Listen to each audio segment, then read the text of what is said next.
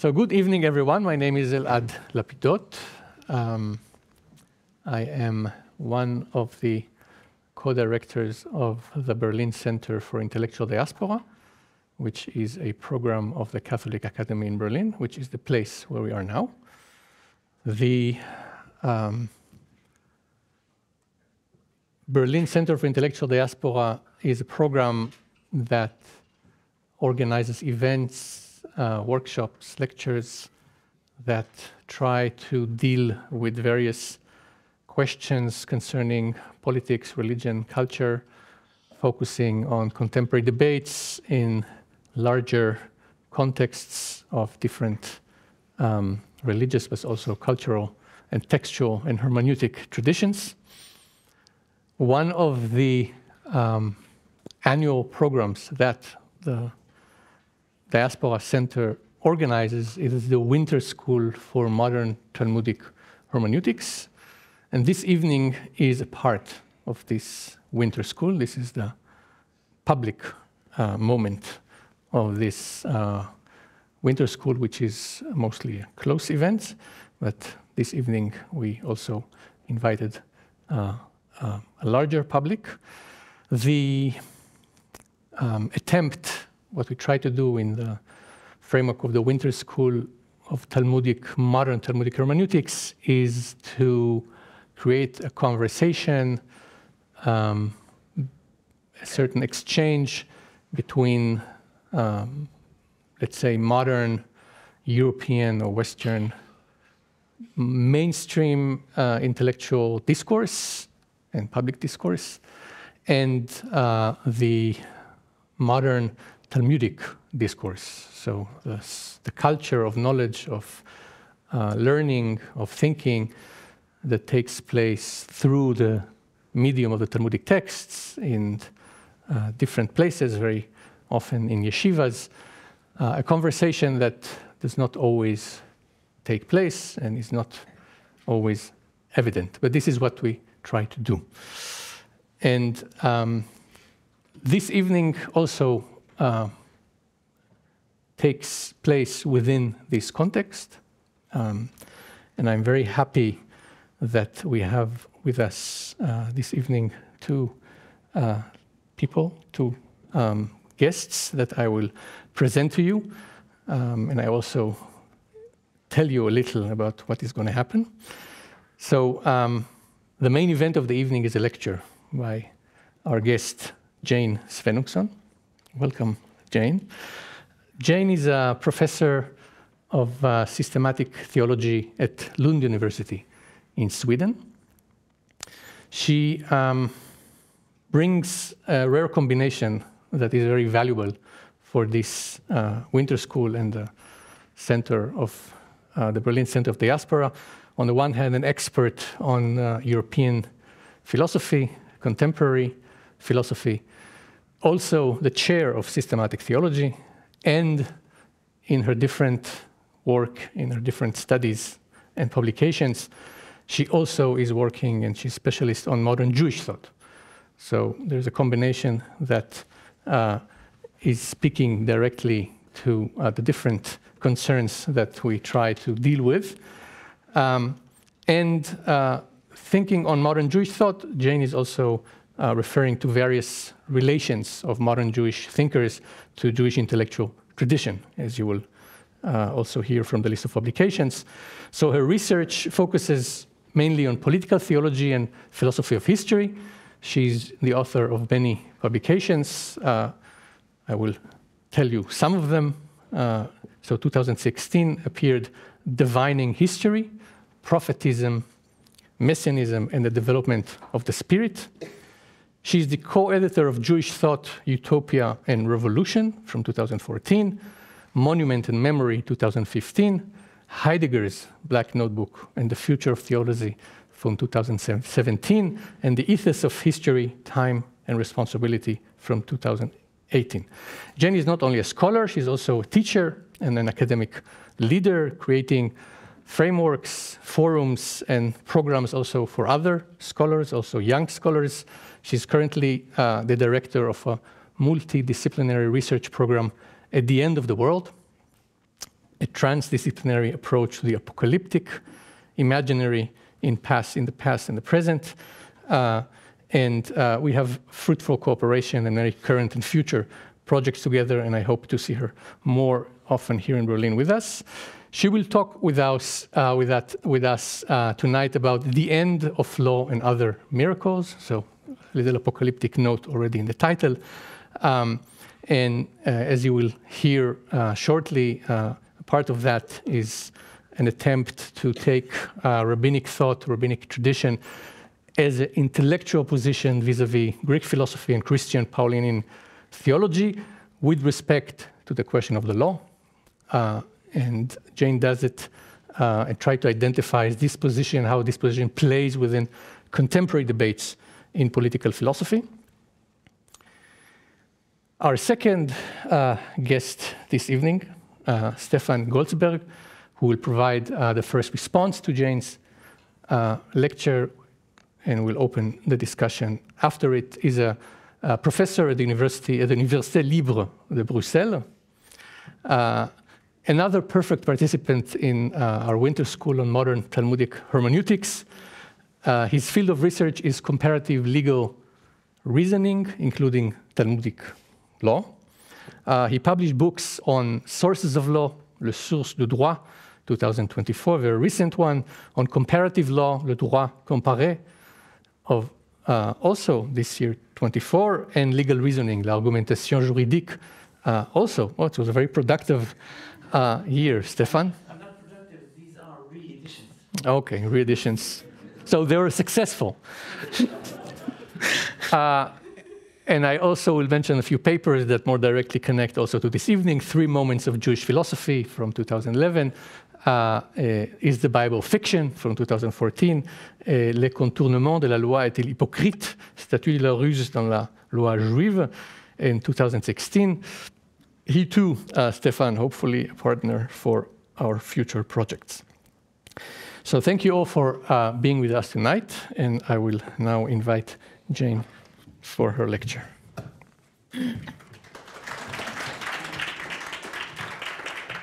Oh, I should also mention, after the lecture, Stefan will provide a response, and then we'll have a discussion. After the discussion, after we finish the session, we will have wine and pretzels outside, so do stay with us. Okay, can you hear me well? Super. Well, first of all, warm thanks to Elad for this wonderful invitation. I'm really honored to be here, and also for those of you who have been part of the Talmud School for the past 2 days. I'm really sorry for crashing into the party this late. I had other commitments, but I'm looking very much forward to taking part of the conversations tomorrow.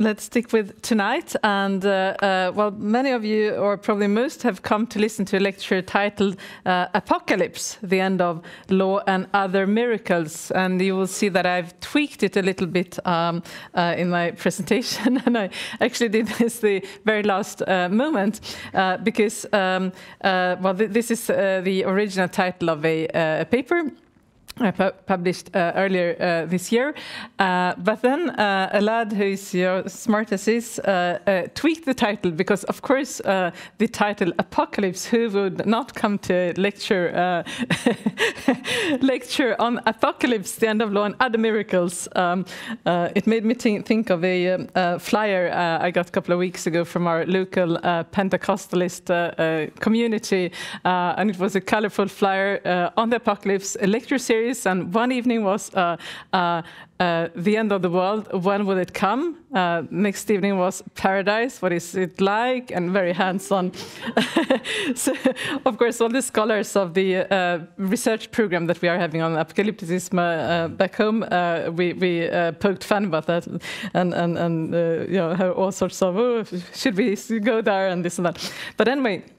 And when I, I reread my title, Apocalypse, the End of Law and Other Miracles, then I thought, well, wow, I may not be able to deliver on that topic. Anyway, jokes apart, I slightly adjusted it also not to give false expectations, because I'm not going to talk very much on apocalypticism, because although I am very fascinated by it, but I will use the term in a different way, in a much more less spectacular lecture. So let's hit the road, and I think this covers better, more what you can expect of the lecture. As an apocalyptic mood sets in worldwide today, it's not only the existing order, the existing law, which threatens to collapse, but the very distinction of law in general. Is the law coming to its end? And if that is the case, what lies beyond law? Lawless authority or love? Divine violence or eternal peace? As anyone interested in legal history knows, these questions are not new. As long as there have been discourses of law, there have also been discourses of the limits of law. Especially in times when existing positive law has been experienced as unjust or oppressive, the impetus to conceive of a state or a time beyond law has been strong. So what I will do in this lecture is to speak about various attempts to critique the law with reference to an authority or idea that is seen as transcending or exceeding law in its existing forms. More specifically, I'm interested in the distinction between what is sometimes referred to as nomian versus anti-nomian discourses of law, although I also aim to show that these terms are insufficient. Instead, I will draw a distinction between what I shall refer to as prophetic discourses on the one hand and apocalyptic discourses on the other hand, and let's hope that this works. It does. And to put my cards on the table already now, I will make a case for the prophetic option over against the apocalyptic. So let me start out by clarifying what I mean by these terms, especially since they are today used in many different ways within different scholarly contexts. I will use the term prophetic to designate discourses of the limits of law that remain skeptical towards the possibility of suspending law in any absolute sense, affirming instead the complexity that characterizes our critical interaction with law.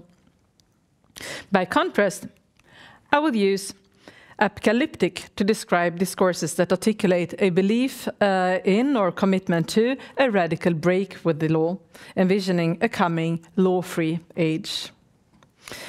Although I use these terms, the way I use these terms is to some extent stipulative, my aim thereby being to capture generic structural features of various discourses, I nonetheless draw on an established distinction among scholars of classical prophetism and apocalypticism. When apocalypticism first emerges in ancient Jewish literature, it constitutes a new and distinct worldview in relation to existing prophetic texts and traditions, which were already there. Two features in particular distinguish the former from the latter. First, apocalyptic texts assume, in the words of John Collins, the belief that this world is not all there is.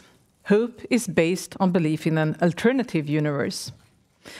By contrast, all the prophetic texts know no such world beyond this one.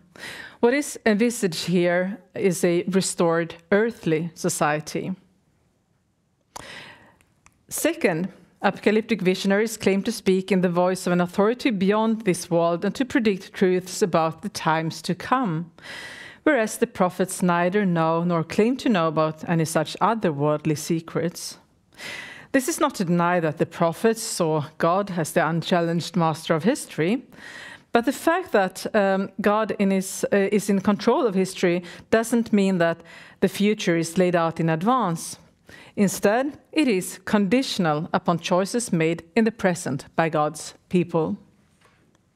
So while prophetism and apocalypticism are both concerned with justice and redemption, we find in the former a stronger emphasis on the capacity of humans to change the existing world for the better, whereas the latter, apocalypticism, envisions a dramatic end to this world beyond the control of humans.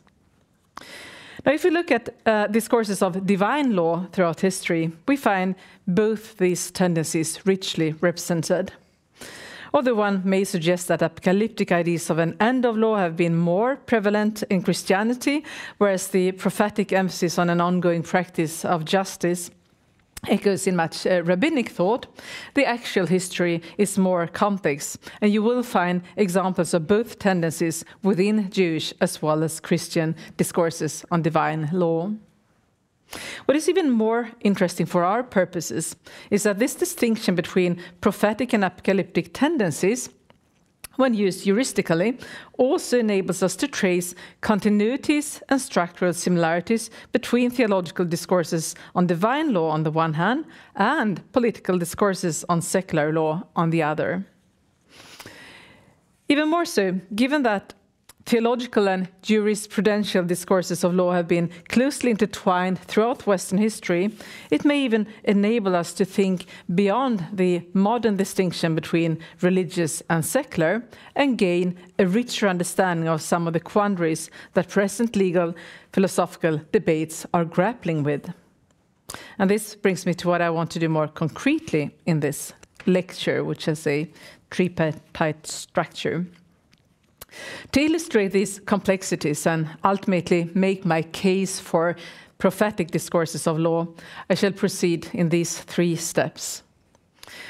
First, I will focus on the French political theological debate around the turn of the millennium.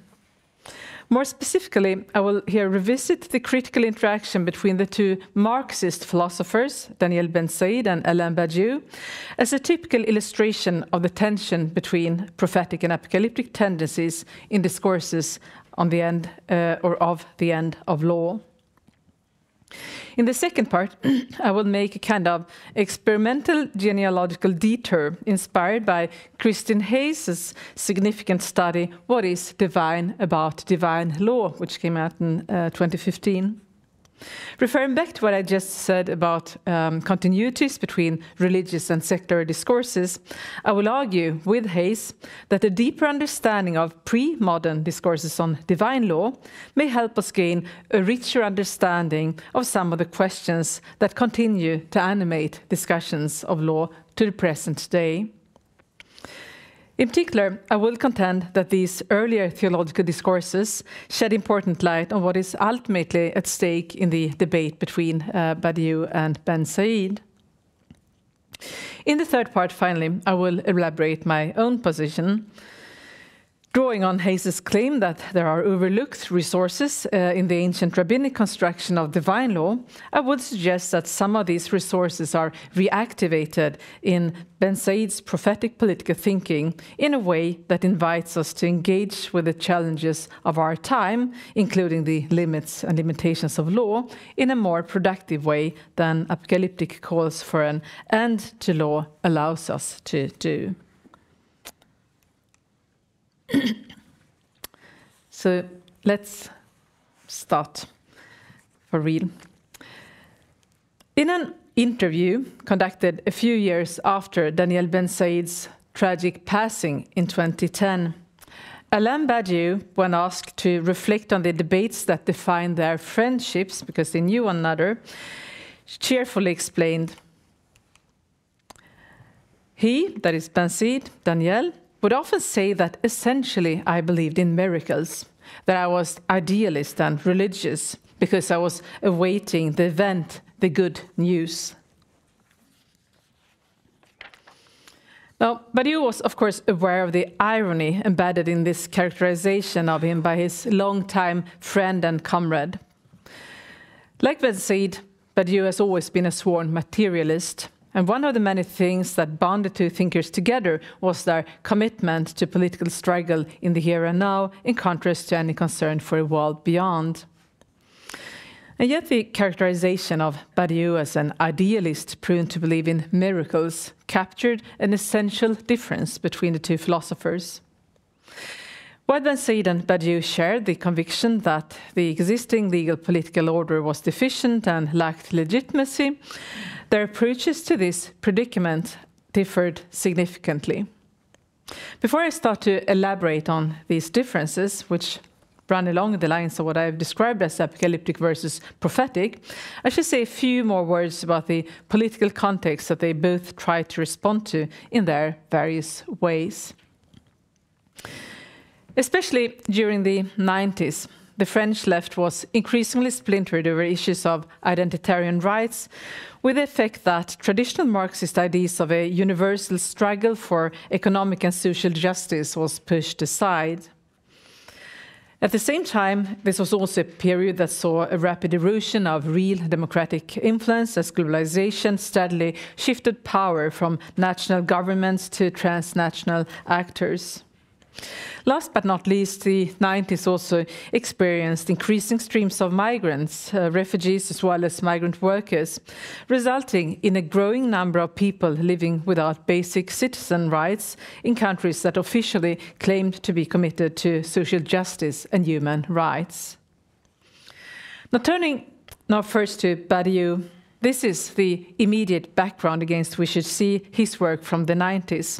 In particular, the book that would render him an international reputation as a philosopher, his short book on St. Paul from 1997. Now, contrary to what the title, as you can see there, seemed to suggest, Badiou had not taken a sudden interest in religion. In case anyone would be inclined to think so, Badiou made it amply clear on the very first page that, for me, truth be told, Paul is not an apostle or a saint. I care nothing for the good news, he declares, or the cult dedicated to him. And yet, at the same time, Badiou confessed his long-time fascination with Paul as a subjective figure of primary importance. Badiou's claim was simply that the figure of Paul, as he comes across in his epistles, captures the revolutionary subject in a timeless and emblematic way. To sustain this particular reading of the epistles, Badiou foregrounded two interrelated features of Paul's message. On the one hand, Paul's declaration that Christ marks the end of the law, which is most clearly pronounced in Romans 10:4. On the other hand, Paul's commitment to universalism that in Badiou's rendering relativizes the importance of legal categories, as he terms it, such as Jew or Greek, slave or free, male or female, and he's here, of course, alluding to the famous passage that you see there from Galatians 3:28. Now, referring back to what I just said about the division of the French left over identitarian issues at the time, Badiou thus found in Paul an ally in his own battle against the tendency to reduce emancipatory projects to the right issues of particular communities. But Paul did not only fight against excessive particularism. An equally significant aspect of his message, according to Badiou, was the way in which it also challenged what he termed the statist generality of Roman legalism and Roman citizenship, including the rights and conditions associated with it. And this is how he writes: although Paul, although himself a Roman citizen and proud of it, Paul will never allow any legal categories to identify the Christian subject. Now, this last aspect in particular is important for understanding what is ultimately at stake, not only in Badiou's short pamphlet on Paul, but in his philosophy as a whole. When Paul declares that the salvatory truth transcends or even suspends existing legal categories, he simultaneously recognizes that justice is not equal to power. This recognition is at the heart of Badiou's understanding of politics. With the hypothesis that justice may actually be incompatible with existing legal political orders, another idea of the nature of politics emerges. One that does not reduce politics to the state apparatus, but instead places the struggle for justice in the hands of the people itself. And this is nicely passage. This is actually not from St. Paul, it's from one of his later political writings. Positively, this means that politics, in the sense of subjective mastery over the future of humanity, will have independent value, obeying its own atemporal norms like science and art, and I can add love. Politics will not be subordinated to power, to the state. It will be the force in the breast of the assembled and active people driving the state and its laws to extinction.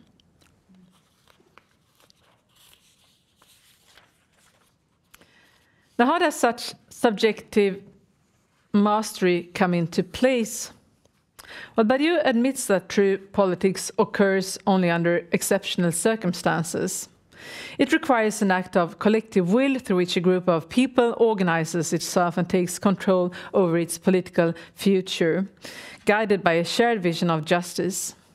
Expressed in more formalized terms, such revolutionary movements involve three components, and those of you who are well read in Badiou would, of course, recognize them: truth, event, and subject.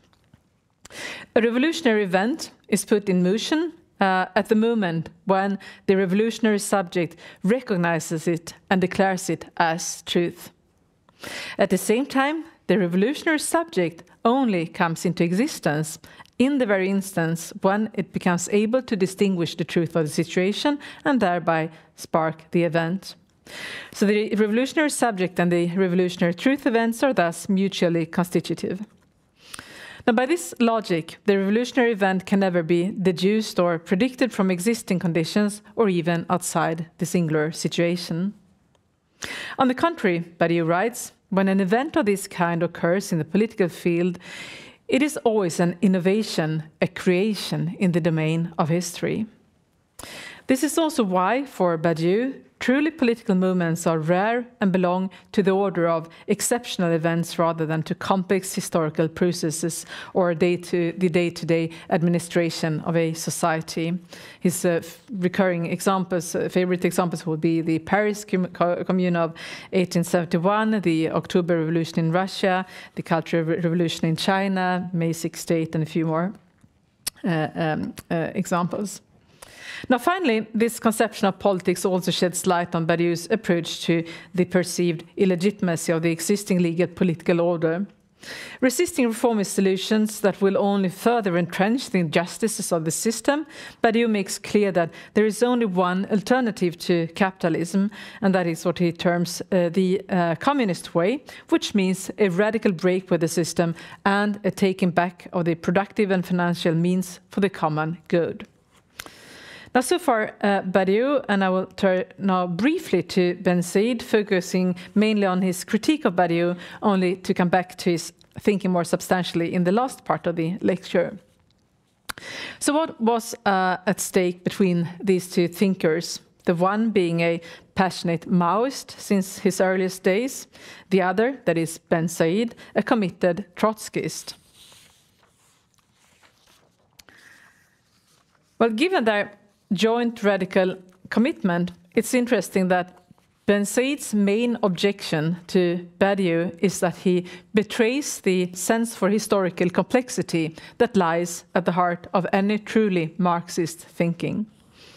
In reducing politics to spectacular moments of will and decision, to the moment of revolt, Badiou simply fails to hold together event and history, instant and duration, whereby he also fails to engage with the contradictions and tensions that characterize the practical reality of politics.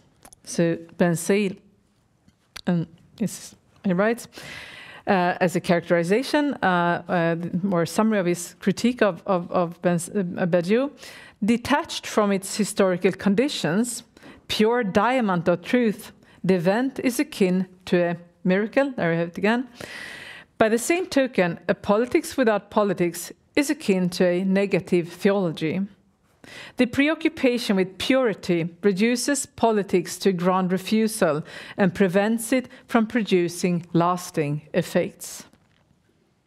Now, as indicated in these words, Bensaïd traces Badiou's incapacity to relate to a reality defined by enduring differences in part to his preference to a certain type of political theology, inspired by figures such as Pascal and, of course, Paul. Haunted by a Pauline ideal of saintliness, Bensaïd notes, there is little space for pragmatism, compromises, or uncertainties in Badiou's political thinking. So while Bensaïd shared Badiou's conviction that justice transcends law, just as true politics is more than state administration, it should be clear from these polemical remarks that his idea of political commitment differed fundamentally from that of Badiou.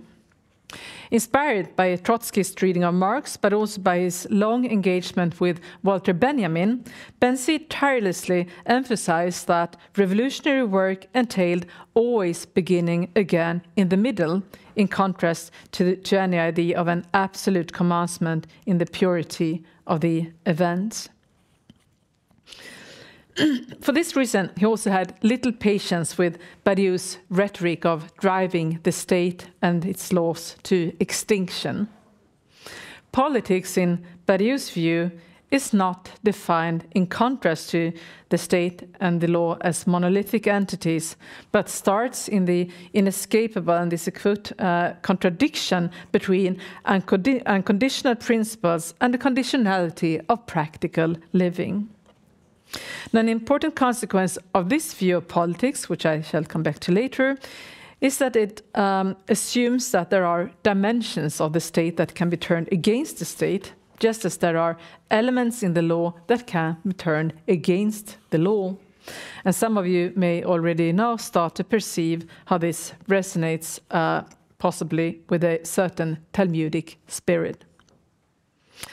However, before jumping into quick conclusions, I should add the caveat that for Bensaïd, this recognition of the provisional nature of politics was closely linked to what he described as the profane nature of politics.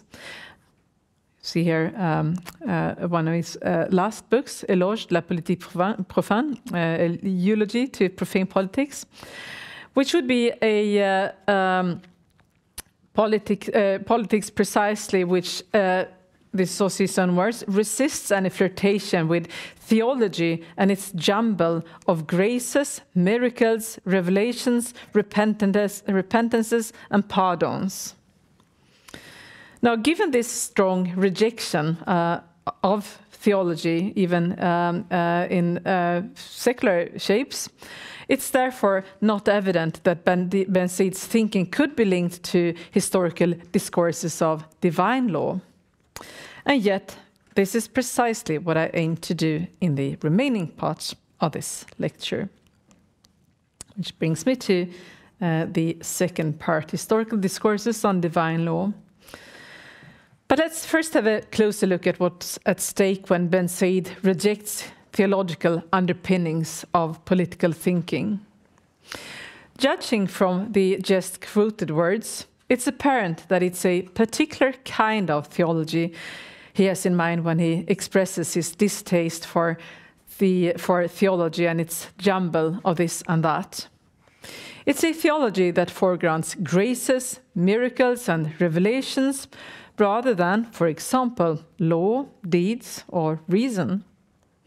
More generally, it's a form of theology characterized by strong dualisms, radical interruptions, and faith in sovereign divine power. Now, although it's clear that for Bensaïd, this conception of theology is synonymous with theology of such, which is precisely why he rejects it, it nonetheless relies on a select number of theological motives. In this respect, it's also symptomatic of the nature of the political theological debate at the turn of the millennium. With the resurgence of interest in Carl Schmitt around this time, political theology became tantamount to an interest in a given set of theological concepts. More specifically, those concepts that Schmitt himself identified as the theological forerunners of his own key political concepts. Now, to anticipate my argument in the final part, the kind of political theology that Bensaïd rejects is thus clearly reminiscent of Schmittian thinking and more akin to what I have stipulatively described as apocalyptic discourses than to prophetic one. And we can, of course, come back to the question whether Schmitt's thinking is apocalyptic and not, but we'll save that for the conversation. Now, if it's true that much of the political theological debate is determined by a select number of theological motives, the question arises whether there are other motives worthy of being explored. Motives that would give rise to alternative forms of political thinking, including alternative discourses of the limits of law. In the following, I want to raise this question by way of a brief engagement with Christine Hayes' acclaimed study, What is Divine About Divine Law? Let me therefore spend a few minutes spelling out the main thesis of her book before getting back to how this relates to apocalyptic and prophetic discourses on the end of law. Hayes' key assumption is that many of the complexities that characterize Western discourses of law can be traced back to the fundamentally different conceptions of divine law that emerge in ancient Greece and in the Hebrew Bible. In Greco-Roman thought, divine law is seen as divine because it mirrors the structures of what is conceived of as a permanent natural order. In other words, what makes divine law divine is an array of qualities inherent to it, such as its rationality, its universality, and its static character. By contrast, in the biblical tradition, the law is perceived as divine not because it's an expression of the rational order of the cosmos, but because it's the expression of a personal divine being's will, which is expressed in history rather than nature. But there is yet another aspect that adds on to the incongruity between the two traditions. If we look closer at Greco-Roman discourses on law, they display a great diversity, ranging from pre-Socratic to Stoic traditions and all that lies between. But despite the diversity, all Greco-Roman discourses share one common premise, namely that they make a sharp distinction between the unwritten divine law on the one hand and human positive law on the other. Now, while divine law is generally portrayed as universal and unchanging, as we've already seen, human law, by contrast, takes the form of concrete rules and prohibitions that are subject to change and revision. So, a sharp distinction there. Now, if we look instead at biblical conceptions of divine law, we soon find that this distinction doesn't really apply.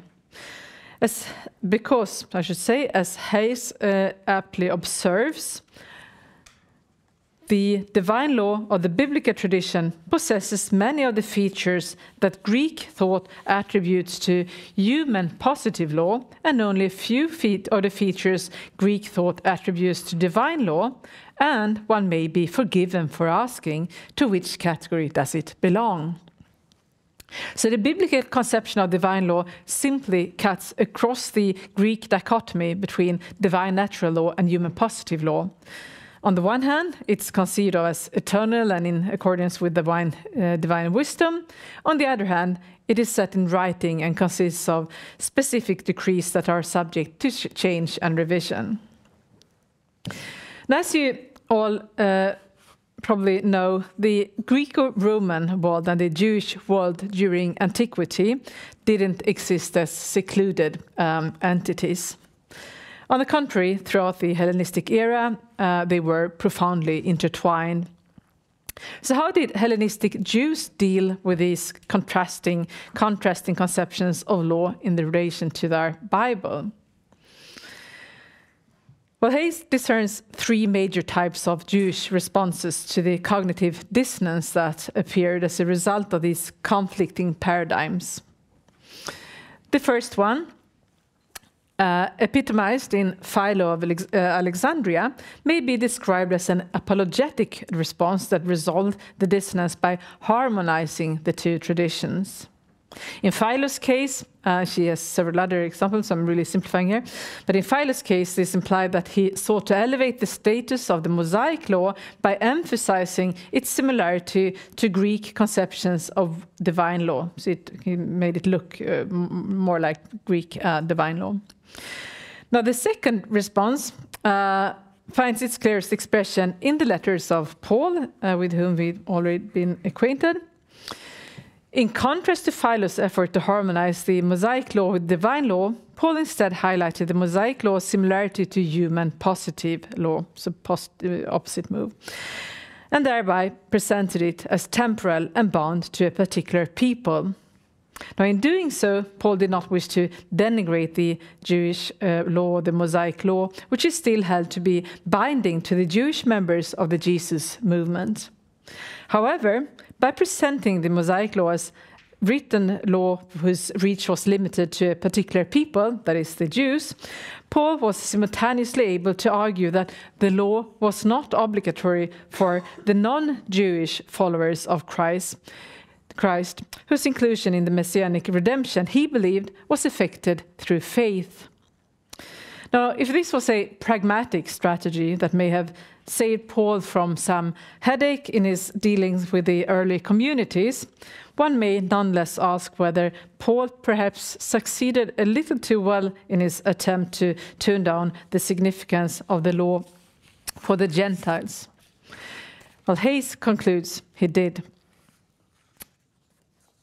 And she writes, Paul's strategic adaptation of positive law discourse in connection with Mosaic law would set the stage for a Christian discourse of denigration and delegitimation of the Mosaic law. It would also allow Christianity's full embrace of natural law as an ontologically primary mode for God's communication of the norms that obligate universal humankind. All of which brings us to the third kind of response, which Hayes finds in the literature of classic rabbinic Judaism.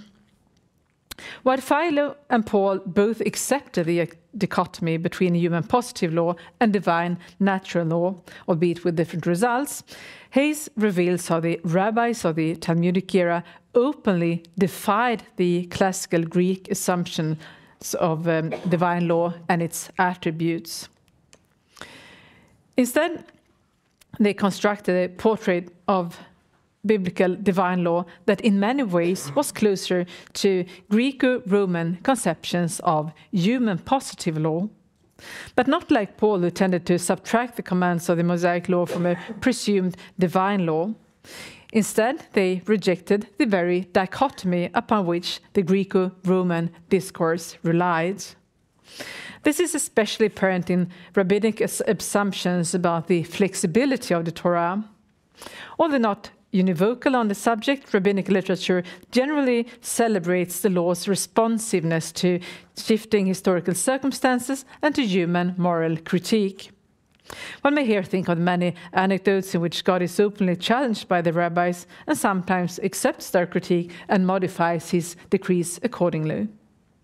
Now, this idea of a fallible God whose law should be subjected to moral critique would have been scandalous in a Greco-Roman context.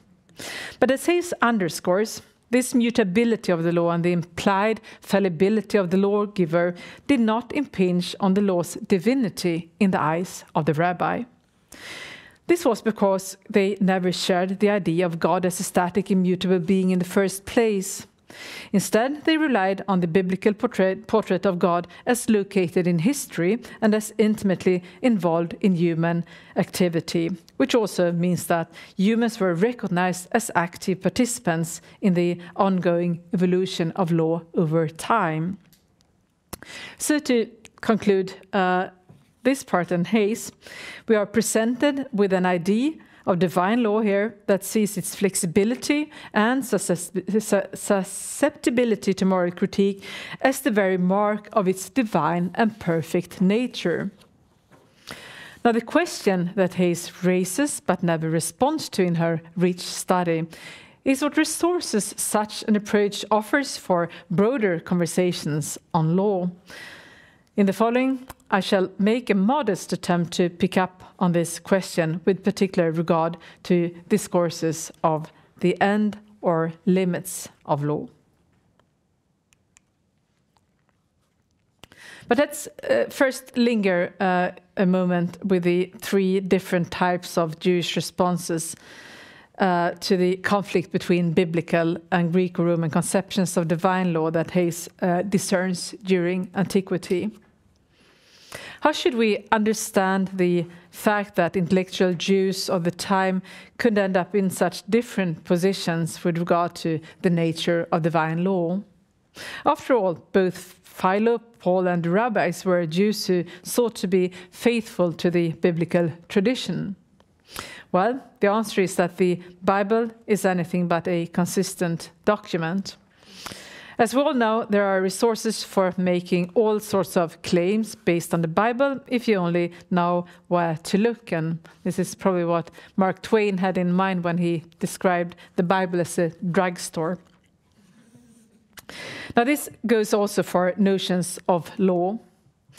Even though the dominant narrative of the Hebrew Bible views the revelation of the law at Sinai as a climatic episode in a continuous development towards fulfillment, there are also resources for the construction of a narrative of law as rapture. The first narrative is the one that echoes in the rabbinic literature, where law is depicted as the dynamic result of an ongoing divine-human interaction through which humans mature into the law.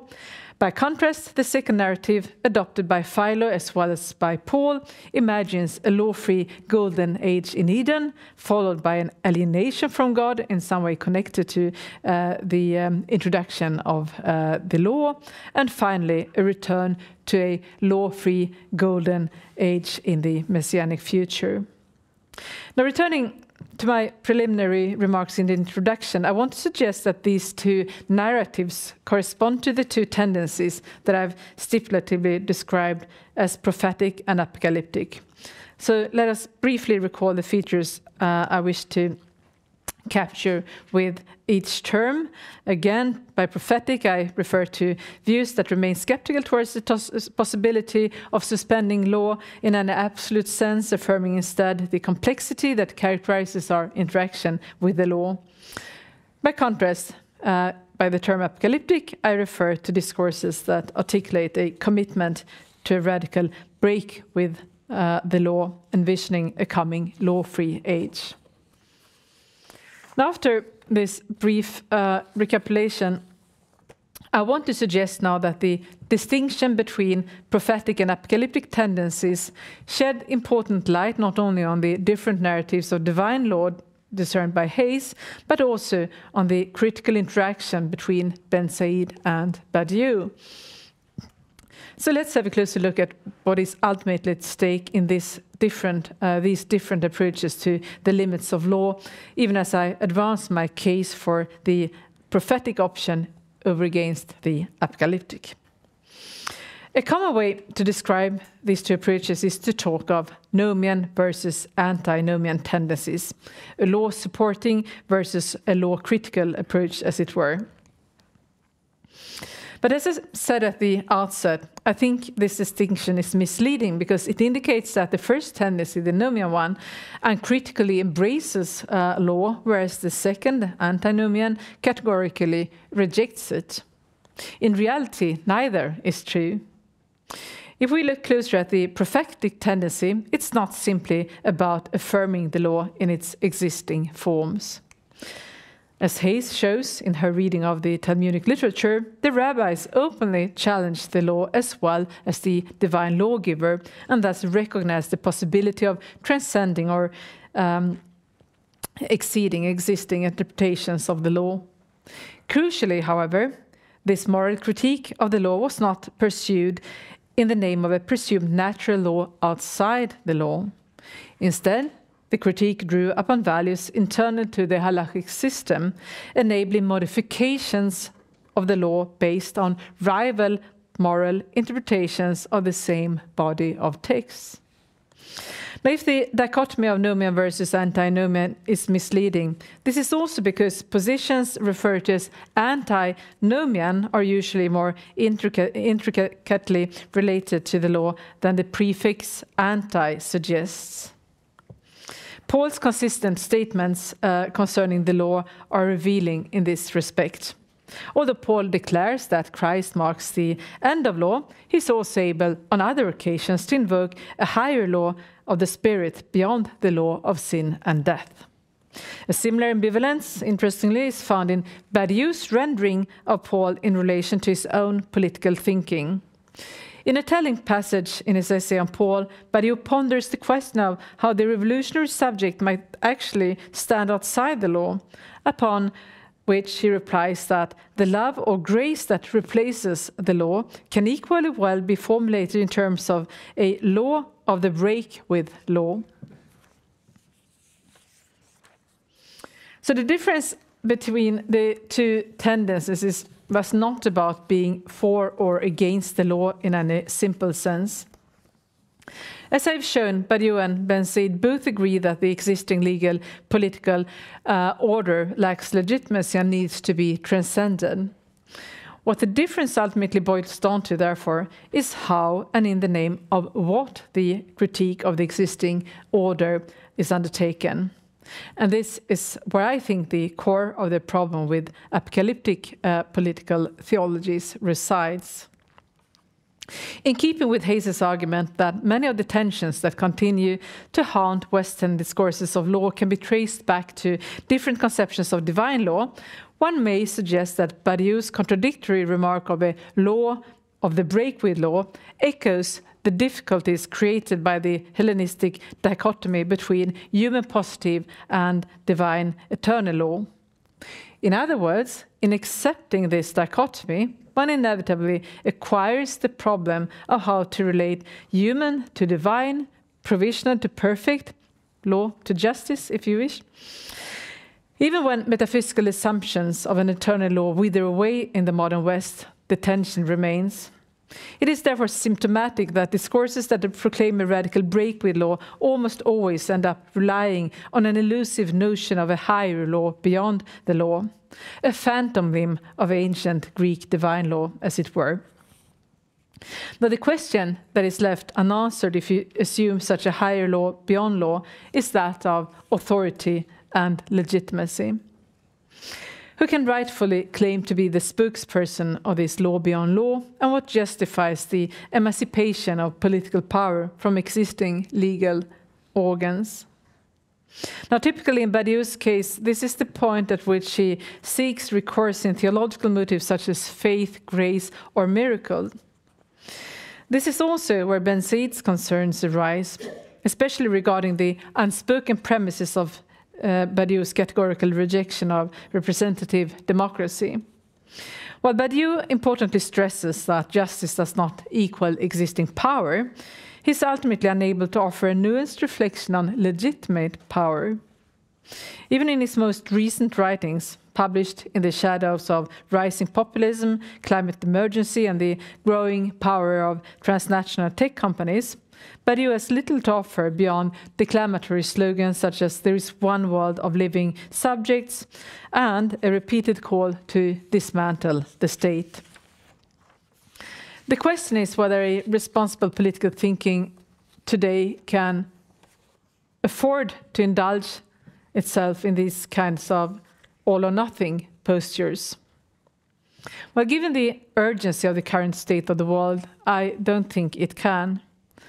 For this reason, I also think we need to move away from the categorical and generalizing critique that has pervaded much of the politico-theological debate for the past decades and start re-exploring alternative traditions of radical thinking, including alternative ways of engaging with the law. Returning one last time to Hayes, this is where her suggestion that there are overlooked resources in the ancient rabbinic construction of divine law becomes interesting. In other words, going back to theological discourses that celebrate the law's flexibility and susceptibility to critique as the very mark of its divinity may inspire us to relate to the limits of the current legal political order in a different way.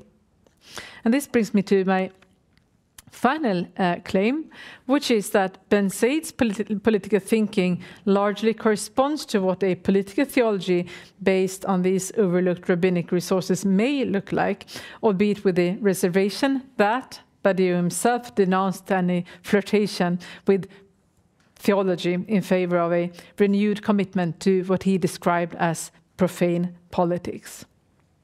However, when Bensaïd rejected theology with its jumble of graces, miracles, and so on, it was, as we remember, a particular kind of theology he had in mind, more akin to apocalyptic than to prophetic discourses, more interested in miracles than in righteousness and justice, for example.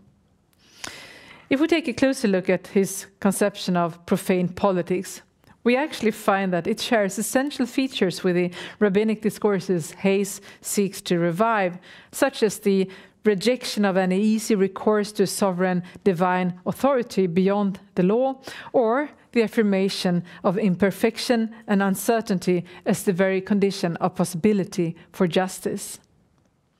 Now, these affinities should come as no surprise, given that Bensaïd drew substantially on a certain strand of Jewish messianic thinking in his continuing revision and refinement of his original Trotskyist position. I've already mentioned Benjamin as a main inspiration, but he also drew substantially on Buber, Scholem, and in his final years, Derrida. Now, if we avoid reducing political theology to its apocalyptic interpretation, one may therefore suggest that Bensaïd's profane politics could equally well be described as an alternative political theology, a prophetic one. Again, this is not as far-fetched as it may seem at first glance. On the contrary, Bensaïd regularly deploys the term prophetic, not just in a nominal way, but with explicit reference to the biblical prophets. In particular, he uses the reference to the prophets to describe a way of political thinking and acting that is decidedly non-utopian and non-fatalist. And this is how he describes it. It harasses the present in the name of threatened tradition. And of course, recognize Benjamin there. It does not promise a guaranteed future in the form of a destiny. It worms in the conditional mood of the probability of a catastrophe that there is still time to forestall. Things will end up badly if, but they can still be sorted out. The prophet is first of all someone who prevents peaceful sleep. Now, trusting that the notion of a prophetic political theology would not be entirely alien to Bensaïd, I shall conclude by briefly summarizing the most important features of such a theology and indicate why I think it offers a more promising avenue for responding to the challenges of our time, including the limits of law, than those offered by more apocalyptic approaches.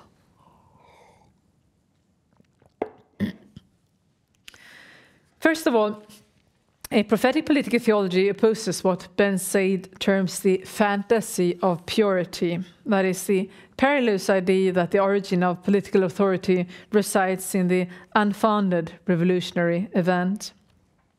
Drawing instead on the notion of the permanent revolution, Bensaïd emphasizes that political commitment has more to do with an active waiting, an urgent patience, an endurance, and a perseverance that are the opposite of passive waiting for a miracle. That was a quote again, and there you had the miracle again.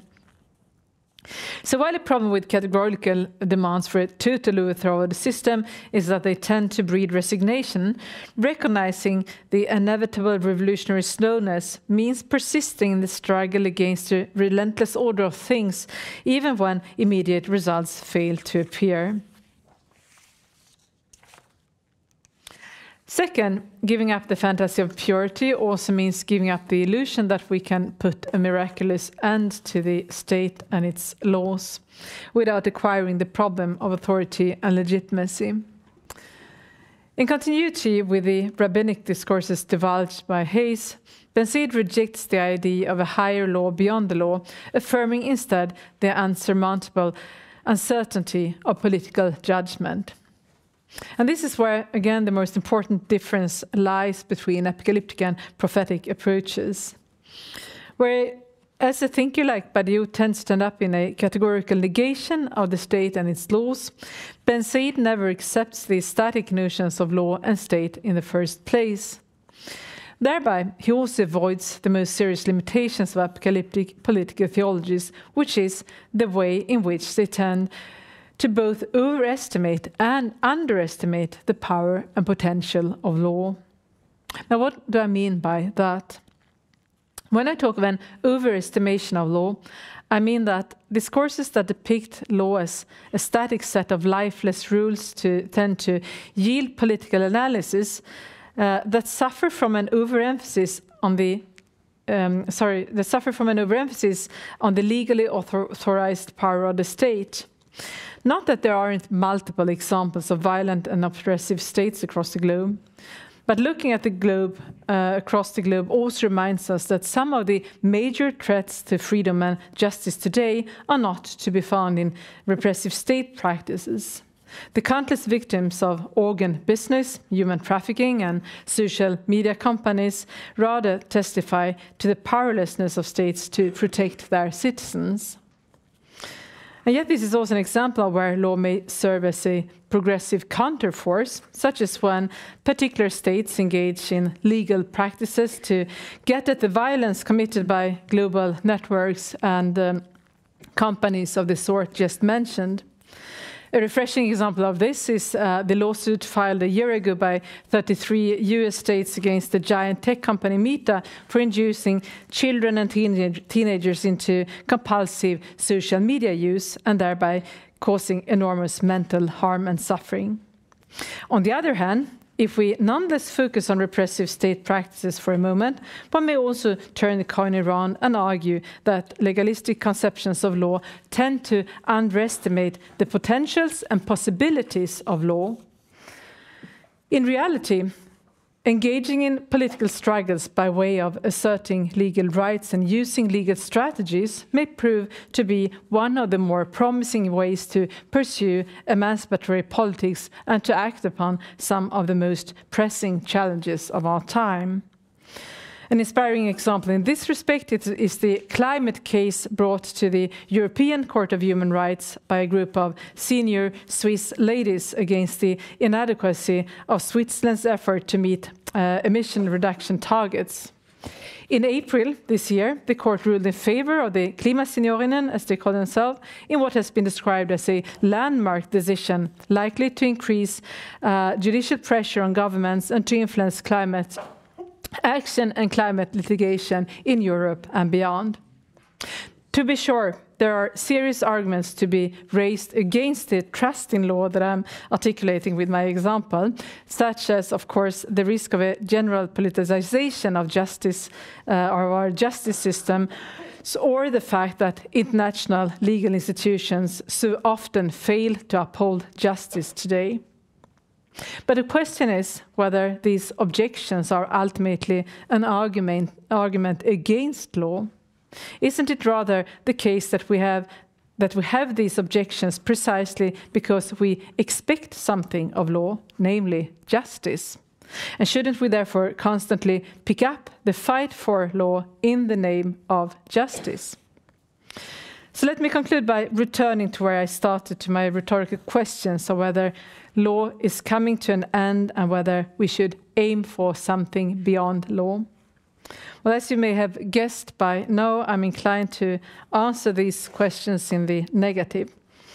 Faced with the apocalyptic, if you wish, challenges of our time, we shouldn't sit and wait for a miraculous end to the law, but instead learn to use the law in smarter ways. And this is where I think there is significant inspiration to be drawn from ancient rabbinical discourses on divine law, and I look forward to explore that hypothesis with you now and tomorrow for those who will be there. Thank you.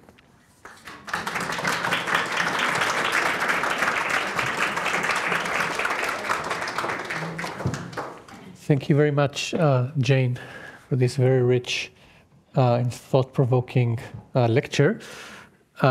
Without further ado, I will invite Stefan to provide the first response before we open discussion for a few questions. Thank you very much, Elad, for giving me the floor and for having organized this event. Thank you very much, Jayne, for your paper and your lecture. That, I must say, fully convinced me the way you use the distinction between prophetic and apocalyptic. I think shed much light on those two philosophers whom I hardly know.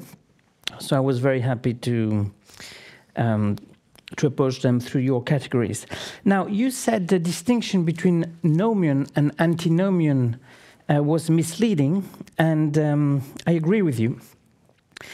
Because in antinomion, it looks as if, as you said, one would completely reject the law. So I would suggest adding, not replacing or displacing your categories, but adding one very simple distinction between the religions. One could distinguish between legal religions, not an illegal ones, but an non-legal religion. So in the first category, I would put Judaism and Islam. And in the non-legal, not anti-legal, non-legal or post-legal, I would put Christianity, because of its very approach to law, which is not antinomian.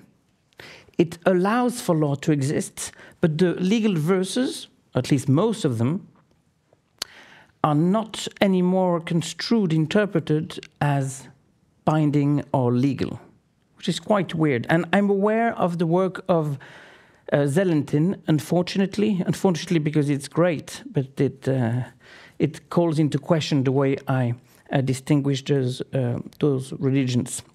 He shows that the legal element in Christianity is still present. So Zelentin notwithstanding, I will try to distinguish between two ways to challenge the law, from within and from without. From within, that would be the Jewish challenge of the law, including the prophetic approach, literally, I mean, the prophets. When Isaiah finally has God saying, I don't want your sacrifices, well, it's a challenge, not of the law as such, but as the way it is applied, most probably. And I would suggest that Jesus just continues the inner critique of law, while Paul, at least depending on the interpretations, but could be described as going further and making possible a non-legal or post-legal critique of law. But it's very different to challenge the law from within, because you could be tempted to change part of it, and that is possible even in Judaism, and to have a challenge of law from without, from an ethical point of view. For example, when Paul calls into questions the very categories of law between Jewish and Gentile, master and slave, or man and women, somehow it looks as if the critique is not from inside anymore. It looks as if it is from outside. And when you mention Hayes' work and her suggestion that classic rabbinic Judaism has something to offer about the way one challenges the law, I would say that the reason maybe why the rabbis would go so far in their challenge of the law is not in spite of the legal dimension of Judaism, but maybe because of it, and because they somehow are loyal to the legal nature of the system. They will stay within the framework of the legal system, and that, in fact, offers some freedom. That is what is called thinking like a lawyer. as opposed to thinking like, how to put it, a millenarist or an anarchist. And finally, maybe Badiou's approach could be accounted for to some extent through the categories of Erik Voegelin, when he suggested that Nazism and communism were not only secularized version of religions, but of heresies, of antinomian and then millenarist heresies of religion. But I don't want to elaborate on Badiou, whom I really don't know enough. And to conclude, thank you not only for bringing that distinction between prophetic and apocalyptic about Badiou and Bensaïd, but in general, I think that usage of scientific categories about history of religion can be very fruitful in comparative religious studies. Thank you very much. Can I just very yes, I will just thank Stefan for this response. And yes, Jayne, you're very welcome to give a short response to the response. Because I realized I spoke quite long, so I want to hear the questions. But thank you for this generous and incisive feedback. And I really agree that the distinction between legal and non-legal and from inside critique and outside does apply. Well, especially if you look at Judaism and Christianity, I presume Islam would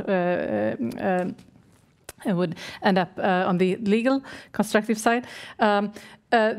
Although I think that these are the general patterns, but again, as I said, as a short caveat at the beginning, it is possible to make it a bit more complicated, but that's more like exceptions that come from the rule, because of course there have been a series of apocalyptic outbursts in Jewish tradition, and many rabbinic scholars or historians would argue that part of first of all the rabbinic literature is not free from apocalyptic elements, but also that it was very much also elaborated in contrast to ward off apocalyptic outbreaks, so to speak. But then, of course, you have Sabbatianists, Frankists, and so on. And likewise, I mean, even Ulrika earlier tonight came out as a Protestant, and also to also give you my background. I'm a Protestant theologian, so this is where I come from into these conversations. And I mean, Luther is, of course, a typical example of someone who reinforces Paul, reinforces this really non-legal part with the law is something basically negative, which really are Anti-legal. Yeah, exactly, anti-legal. But then again, I mean, Luther is much more subtle, because then he would also have the second, or actually what he would term the first usage of the law, which is law. More or less natural law interpretation of but still a Mosaic law, for which he has got high respect, and which should be the basic law. So there's this really complexity, of course, and then you have all the canonic law, of course. But basically I really agree with this distinction, and that it's helpful.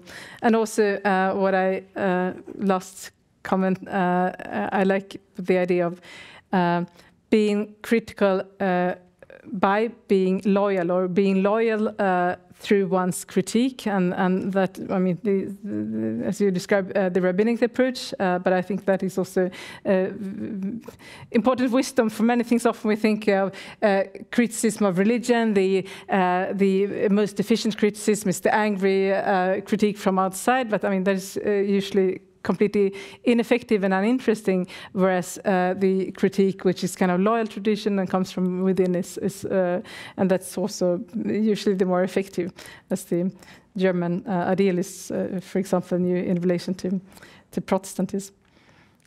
and destroy the religion from within. Thank you, Jayne, for the response to the response. And I will now open the floor for your questions. We do have time for a few questions. I see Udi as the first question. Wait a second, you will get a microphone, so you can also be heard on the video. Maybe it's easier without mic. Thank you so much for your presentation. I would like to open with a small story when my dearest Palestinian friend was murdered, and I was very depressed, but you wrote me one of the most beautiful texts because I was very depressed, and he told me, Udi, just remember, the revolution is always a surprise, never a result. And I wonder if it's put him in which place, because in a way it's a place of a miracle almost, because we have to do the mitzvah, we have to do what we have to do, and the revolution will come as a surprise. Another thing that I thought on this, that whenever you spoke about divine law, all the time I heard divine violence. And when I heard divine violence and you speak about the law and international law, it's like it's all standing here. We are in a meeting, many Israelis, Jews, and there is now genocide. And there is a question of international law, and it's there echoing very strongly, and that's why I said I have to speak slowly and shaking, because what is the divine law and what is the divine violence, like if we speak about Benjamin here. And it's really, Badiou is so different, because when Badiou write about art, not about politics, then suddenly you speak about militant art as the art of the weak. Suddenly you speak on a place that is very, almost rabbinic, almost you have to do the small work of the week that is, you have to invent yourself really to speak for the place that you have power or you have the law. And then I thought a lot about the law, about really Shylock, that again, in international law, what is Shylock demand? He demand the law. And what Portia tell him really, as the oppressor, where is your divine grace?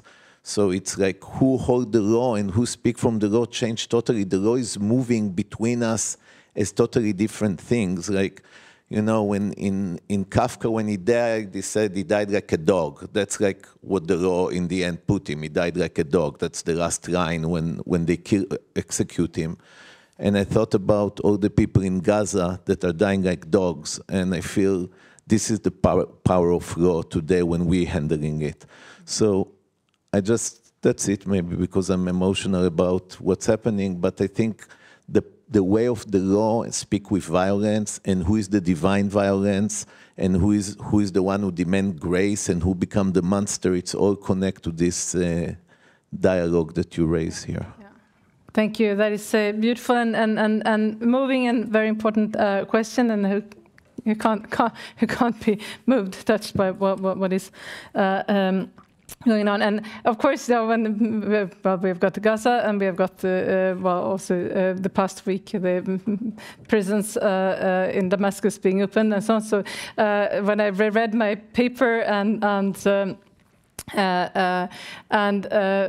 was thinking about these concrete, extremely violent states that, of course,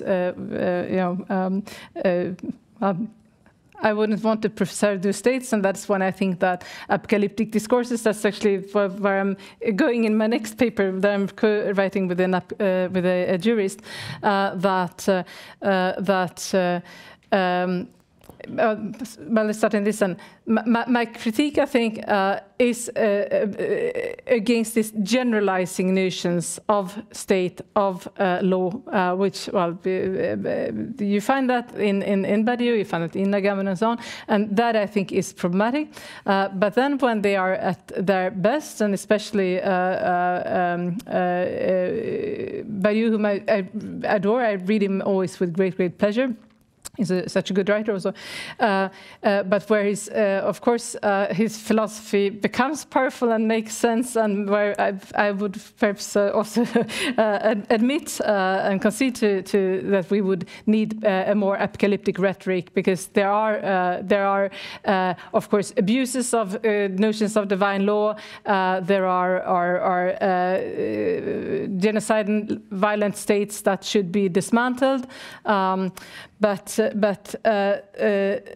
where again, I think we need a perhaps more powerful, if you wish, political theology than the prophetic option. So I'm struggling really and honestly with these questions, but still I somehow want to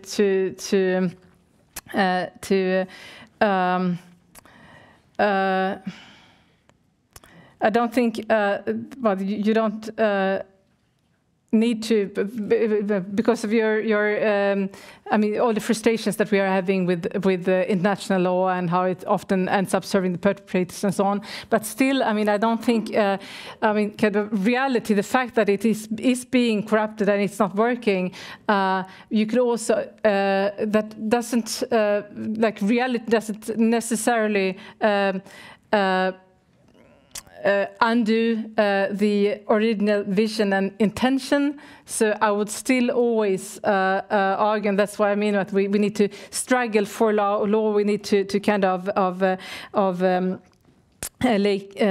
claim to law in the name of justice, because law so often fails justice. But I don't think, again, that's where I ended, that is not an argument for giving up to the blatant failure of international law at the moment in so many places. I don't. That's perhaps what would be a basic distinction between different approaches. I would, for me, that would never be an argument to just give up the entire edifice of international law or even natural law and so on. It would rather be an argument for continuing to fight for the justice, the promise of justice, which law should I mean, which should serve, so to speak. So I don't know if I managed to respond in a very clear. Thank you. We have one question here, and then Danny. Thank you very much for your talk, and I learned quite a bit. Your presentation of the prophetic tradition and the political tradition in thinking about overcoming law, it was not just about overcoming law, but was about overcoming order in general. Reminded me of the debate of reform and revolution, how to overcome the order, and the way you presented the debate between Badiou and Bensaïd was, of course, a debate between a Maoist and a Trotskyist, and their different understandings of overcoming order and not just law. But my question is, and that's why I was a bit puzzled, about the rabbinic tradition and your own position, which you associate with the rabbinic tradition. The way you presented the rabbinic tradition, and especially Paul's position, was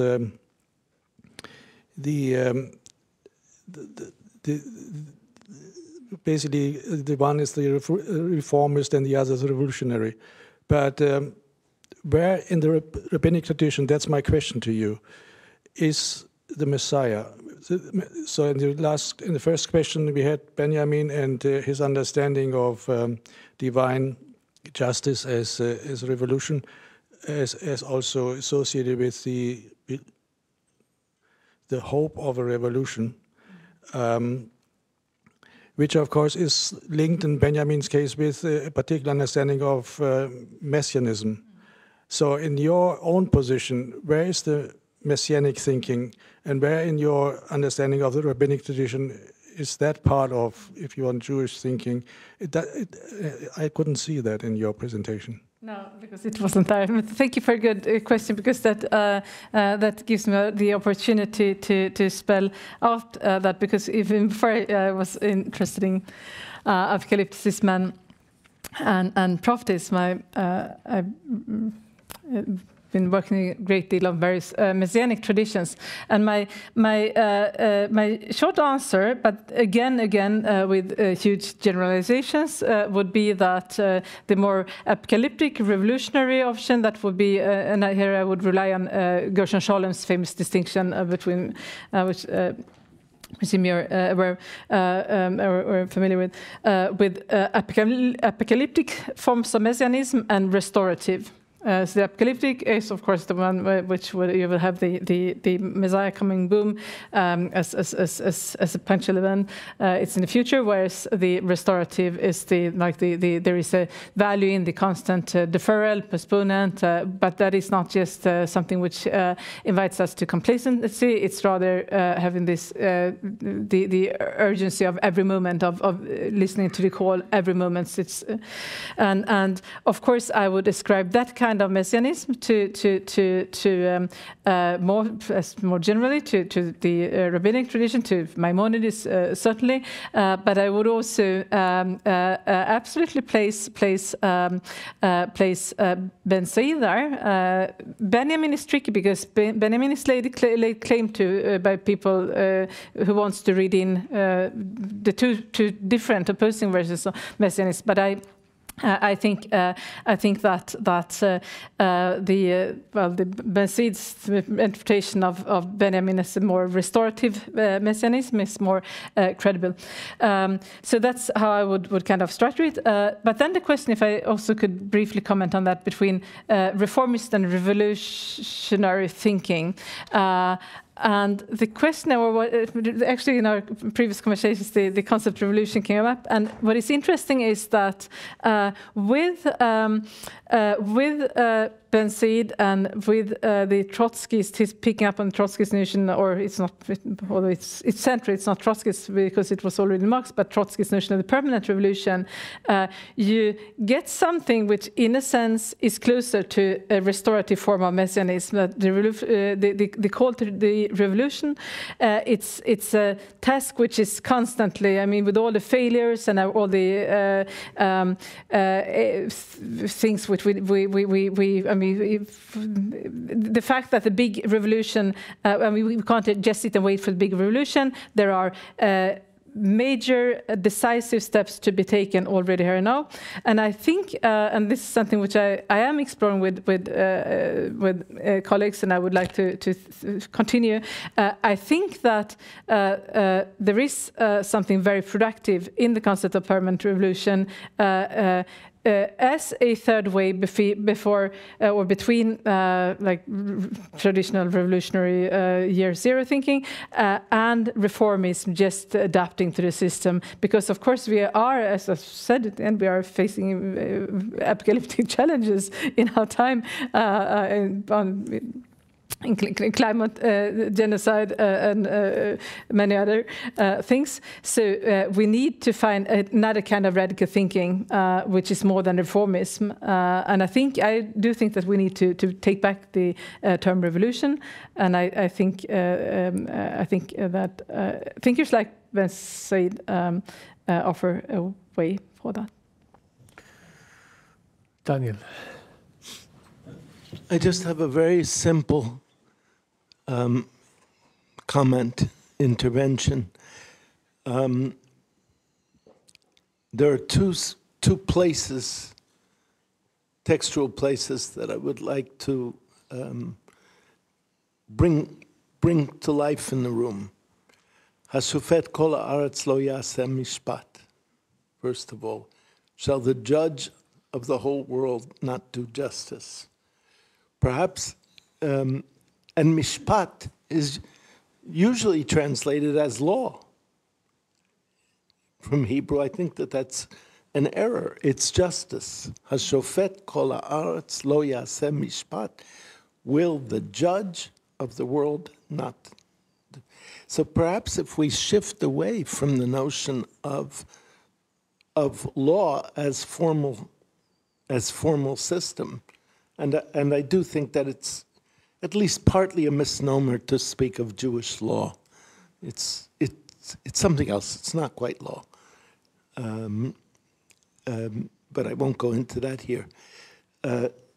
toward the notion of justice, and especially in that context, in the biblical context, there, to think that it is the killing of innocents that is the greatest injustice possible.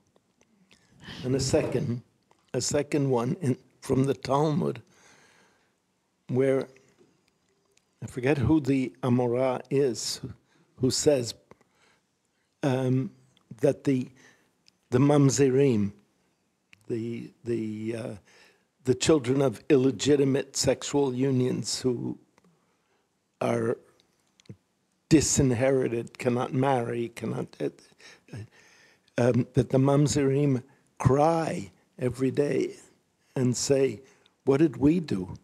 Our parents sinned and we are being punished. Again, a cry of the innocents for justice within the context or against the context of practice, that these two moments bespeak your very powerful notion, and as articulated, that the cry out against injustice has to be from within the context of a discourse of justice, and that there is warrant for it. So I want to, I just want to finish by saying that the moral collapse of the Jewish people that we are observing is something that we have to, and I'm glad that Udi Aloni mentioned it, that we have to remember and cry out against at every moment of our joy and pleasure and suffering and intellectual endeavor. Thank you.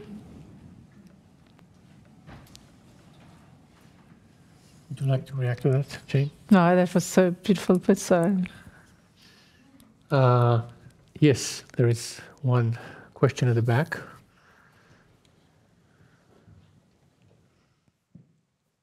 I get the impression that you put such a strong emphasis on rabbinic law, that is, as law as exhausting what we find in rabbinic Judaism or even in Judaism as a whole, that I would like to at least mention that beyond Talmudic Judaism, we also have the history somewhere between the Talmud and Walter Benjamin. We have a whole history. For example, we have the Kabbalah, we have Hasidism. In Kabbalah, we sometimes see a very radical new understanding of Jewish practice without actually changing the practice itself, but the imagination, the experience of the people who practice the very same rabbinic practice understand it now in a different way than those who were part of the Talmudic culture. There's a mythic imagination, there's a creative imagination. And similarly, of course, when we go to Isaac Luria and the Kabbalah of Tzfat, they add new rituals. They're not defying the old law, but they're adding new practices in order to articulate a new imaginative understanding, or I would even say, if I may refer to something not maybe accessible here, you wrote in your Swedish essay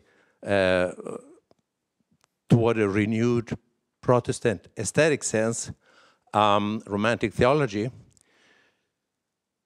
about the need to realize that there could be also a aesthetic understanding of what religion has to offer, such a way that we need not fully radically demarcate religion from something aesthetic, I would argue the same goes for the Jewish religious tradition.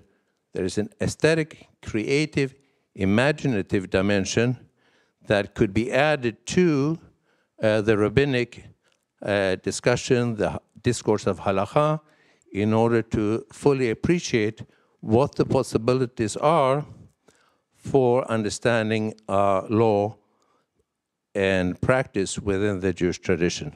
Thank you. I don't think I'm the right person to respond to that from the Jewish perspective, but generally, of course, I agree with that with regard to the Protestant legacy from which I come. Although I would always want to add also the caveat, because we also have the problem of the aestheticization in the negative sense, which could end up, of course, in quite terrible political endeavors. So aestheticizing needs to be handled with care, I think, and probably that goes for all traditions. There's a risk there, but there's a wonderful richness, of course, too. We will continue this discussion outside with wine and pretzels, but first help me thank Jayne and Stefan, and thank you all for coming.